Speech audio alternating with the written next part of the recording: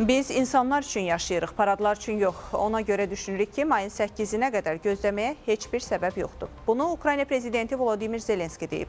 Rusiya prezidenti Vladimir Putinin qələbə günü münasibəti ilə təklif etdiyi müvəqqəti atəşkəs çağırışını rədd etdiklərini bildirən Zelenski, Kremlin bu atəşkəs təklifini Amerika Birləşmiş Ştatlarını aldatmaq və dünyanı manipulyasiya etmək üçün növbəti cəhd adlandırıb.